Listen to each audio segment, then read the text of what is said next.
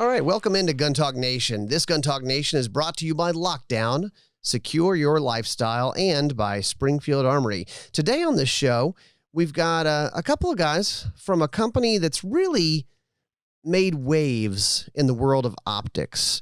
They've really kind of, I guess, changed things, upset the apple cart, that type of thing.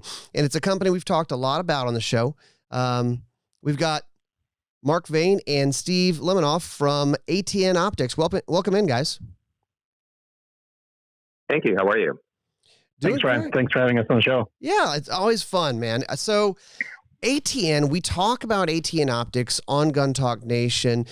You guys just, you guys sponsor some of the things we do, and we've worked with the optics over a number of years. And I always tell people that one of my favorite ways to go hunting is with thermal or night vision, because you're out there at night. It's when the animals don't expect anyone to be out there. But just the technology that you guys do it gives people a superpower. And it's hard to explain if they haven't done it before. Steve, how would you describe it?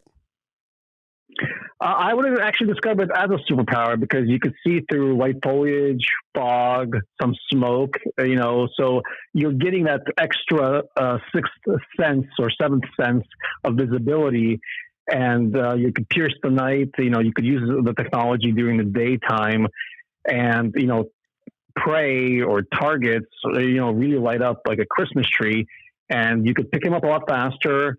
You can, tell where they are, and you can engage them a lot faster than, just with the regular optics or even, traditional night vision. Yeah, I mean, it's just a game changer.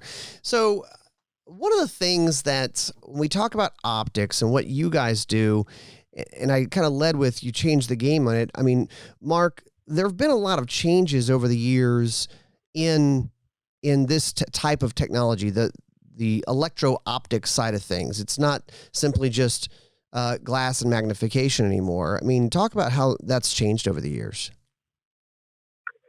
Well, I've been at this for a while. So, I've been doing things for 25 years with ATN. So, when we initially started, it was all the first gen and, a little bit of the second gen out there for classic, or what do we call that today? I-square, night vision, where you amplify light and you see things a little better at night. And that works pretty well. And it's still obviously an effective tool across the spectrum especially for law enforcement and military.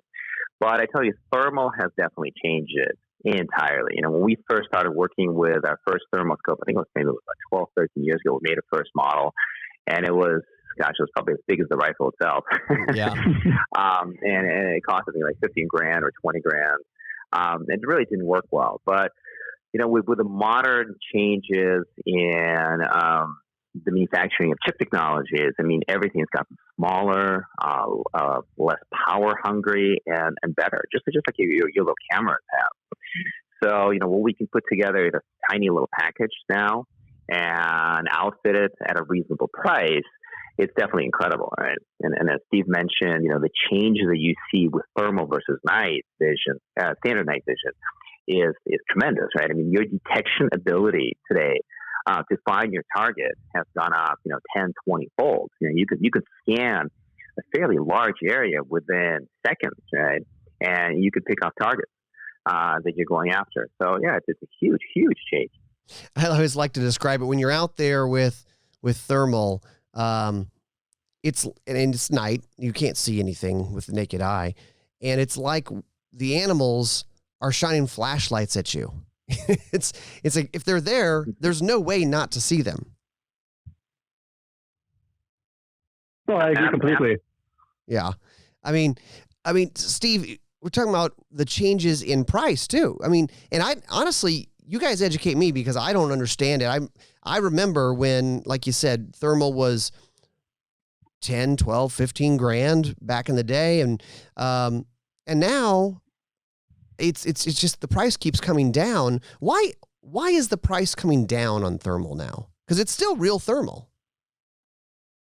Oh, absolutely. But this is kind of comes to the way the manufacturing process goes. So, end of the day, thermal is it's the same kind of, semiconductor chip manufacturing as you see across the board, right? Just like you remember, like the old Intel chips, right? Used to be really big, very expensive, ran fairly slow, right? And over time, they got faster and smaller, faster and smaller, faster and smaller, and costs have come down. So, and thermal is, very, very similar to this. You need to have a thermal sensor, which is, end of the day, again, is a chip, and it's made out of silicon. When it first came out, you made a few for scientific exploration. You used them for, very specialized military applications. They were literally almost handmade, extremely expensive. Mm-hmm. Now there are millions of chips being made all around the world. So prices come down. Same thing with processing power.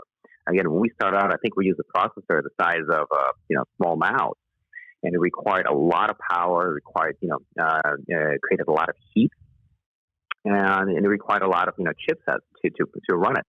Today, everything has gotten 20 times smaller, 30 times smaller, and the smaller what kind of basic rule of thumb is in electronic manufacturing, the smaller the size of the object is, the less costly it is to make and less power it requires. Sure. And that's been the big shift, right? So, and we at ATN, our goal is to make sure that we're always on top of it. So I don't know if you've seen kind of our progression. We come out with a new generation every few years. The reason we do that is because, there's a new set of chips, new set of sensors, new set of components that we can use to optimize the process constantly in making better, faster, but at the same time, interesting enough, less expensive. Okay, so Marc is completely right. With economies of scale, because thermal is not only used for hunting or military applications, they're used for like home auditing. They're used for machinery in factories to do audits. Seeing how much heat a machine or a robot emits. So there's a huge application, industrial application used for thermal nowadays also. And with the economies of scale, the pricing has come down significantly. So this is really it is very similar to what we've seen over decades of when we think about the cost of computers and this cost of phones or sizes of phones and that type of thing. Oh, absolutely. I mean, we use the same type of chips that you'll find in your cell phone, for example, so like memory chips or Bluetooth or Wi-Fi. And as these become smaller and actually, again, perform better and use less power, it makes it so much easier for us to create better quality device. The problem comes in terms of now it takes more time to do the software, more time to do the firmware. I have to make sure it works with every type of phones, computers, devices. All the components have to work well together, and you have to really stay on top of it. So the R&D process, development process, is longer in some ways, and it requires more man hours. But fortunately, again, the cost keeps coming down and down. Well, one of the things that's changed in our world, even outside of the world of shooting and hunting, is the social aspect of our lives. We want to share our experiences with our friends, with our family. And I think it's one of the interesting things that you guys have made much easier are some of those features that you're putting into the optics. Talk about those elements of video and photos, and how has that changed the way people are experiencing shooting? Marc, if I may. I think we pioneered this type of feature, which is used by others now, the onboard recording capability, right? So now you can insert a very small micro SD card into virtually all of our products and bring home those memories. So gone are the days where, fishermen told tall tales about the fish they caught. Same thing with, hunting. And a lot of hunters that would like to brag about what they got, but never came back home with anything. But today, with our capabilities and features, if you have a monstrous hog at 400 pounds and you want to show it off, you don't just show off the trophy, the end result. You show off the entire experience, from stock to the kill shot.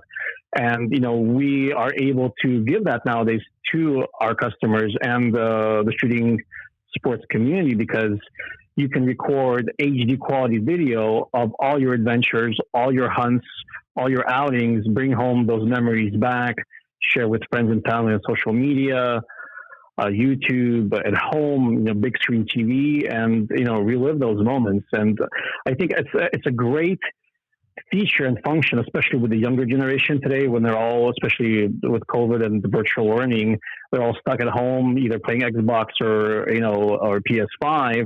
This is a great way to, us as parents, to educate them the values of conservation and hunting, and bring them into the outdoors and pass on those traditions. Well, I know, Steve, you and I have talked about that as far as getting kids into shooting and hunting, and this being maybe another tool in the toolbox, because they love technology. They love being able to share their experiences, and this might be a way to make it even more appealing. If you're trying to get your son or your daughter or your niece or nephew or something like that out there into the woods, hey, our goal is to get them out there and shoot and hunt and be outside and not on the PS5. But our little trick in the toolbox is, well, yeah, we're gonna have some tech there that'll kind of make it cooler for you. I mean, Marc, do you think that works? Oh, absolutely. And this is something that we talk about in our marketing and R&D meetings. How do we make it a more inclusive tools and gadgets, let's say, for the entire family? Because it's not even just about hunting, right? It's so difficult to get the kids out anywhere, And, all the kids today are glued to their computers. Everything is involved in the virtual world. This COVID situation obviously hasn't helped. They've gotten even more involved in their virtual world. So when you bring them out a cool gadget they can understand, right, that they can connect to their phone, they can even help, for example, their parents or sometimes grandparents to go through all the settings, right, connected to maybe, let's say, streaming services, right? That's kind of one of the things we offer too, is all of our devices, all of our smart devices can stream, right? So, somebody can be on their scope targeting, and whoever with them can see everything they're seeing and make even some adjustments on their phone or the tablet, which is pretty darn cool. Wow. And kids definitely relate to this, and it makes it more interesting for them for the entire experience. Yeah, I mean that is seriously cool. How you guys have been doing thermal and night vision? If someone says, "Hey, I was thinking about doing, getting some sort of scope that I could do some night hunting, night shooting," how do they choose when they're trying to look at thermal versus night vision, Steve? I mean, because if you're just getting into it, I think it's application and need. It depends on the areas that they hunt, what type of game they're hunting. We have a very wide selection of products that we offer. We also have a comparison chart between the various scopes that we offer and the capabilities. We have a great distance chart that is visible on all of the landing pages of our thermal scopes that, people can select the product to help them select the product that, will benefit them the most. Because if you have a few acres and you have a ridgeline with wood, with tall trees, and you can't see more than maybe 200 yards, the highest magnification thermal scope or night vision scope maybe not be the scope for you. You may need something more aligned with a bigger field of view, so you can scan an area faster, because your times where, let's say, a coyote or a hawk can escape to the tree line is significantly shorter. So you have to make quick follow-up shots. So a lower magnification scope may be better because of the wider field of view.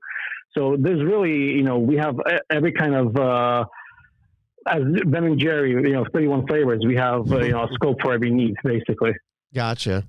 Yeah, and I think maybe that line has changed a little bit too, because I think for a lot of us, it was like, well, I'd love thermal, but the price is just way up there. And so a lot of people, I think, started with night vision as a way to get in. But I mean, when you guys brought out the Thor LT, I mean, I know in the office we were going, wait a minute, this is real deal thermal, and it costs as much as a regular scope that you might buy. Yeah, absolutely. Yeah, when we launched the Thor LT, we were very excited because we knew we were going to break the price barrier, not just for the technology, but also for the consumer market, because thermal was kind of out of reach for a lot of average hunters, right? The price point was just unattainable at $5,000, $6,000 plus. When we came out with a Thor LT and launched it at $1,200, that was definitely a game changer, not just for us, for the industry and the average hunter, because somebody can get a true thermal weapon sight now. Granted, the detection range and capabilities aren't as great as a full-fledged Thor 4 with a 640 sensor, but it really gets your foot in the door, what's your appetite a little bit to showcase what true thermal is and the capabilities it offers and advantages it offers to you in the field. Yeah.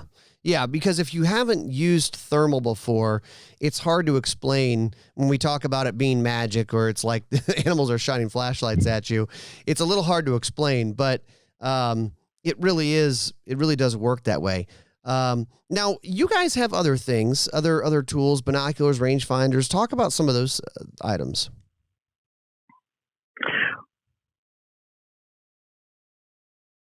Sorry, you going to take that or should I? Go ahead, Marc. Go ahead. Yeah, so we have a number of laser rangefinders now. We built with our system. All of our new Vayn X4 generation all have laser rangefinders built in. We have a version in the digital day and night format, and we have the thermal version. And the great thing with these laser rangefinders, besides the fact that you can obviously range in your target with a binocular, we also have something called a BIGS technology, which basically means our systems, our smart devices are able to communicate between each other.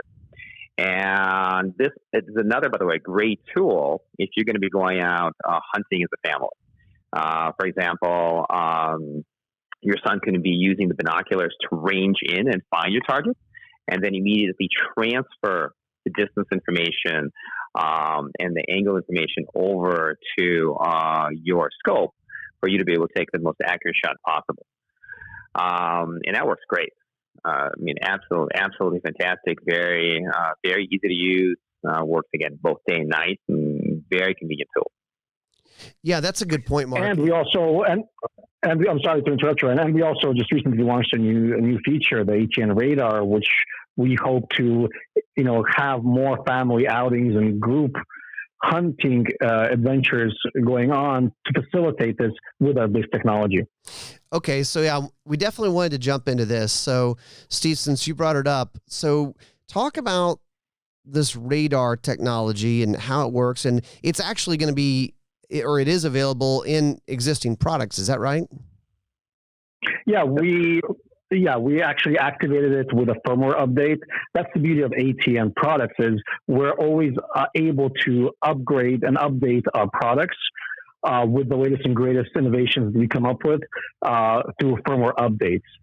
So the radar is an app and a firmware update to the scope. So anybody that currently has an ATN Smart HD product, like a Thor 4, X-Ray 4K, can upgrade their existing device to encompass this radar feature. So kind of like Marc, would you like to talk more about it? Yeah, so I kind of describe it more. So when we talk about Marc's brainchild, it's firmware updates, and if you're not used to that with a scope, some sort of optic, I guess it's probably easy to think of it like, well, you do updates to your phone and you get new features and things like that. Is that a fair way to summarize it? Identical. Yeah, absolutely. And one of the things why it's possible is because when we design next generation core, we always try to overbuild it, right? So I'm always focused on making sure we put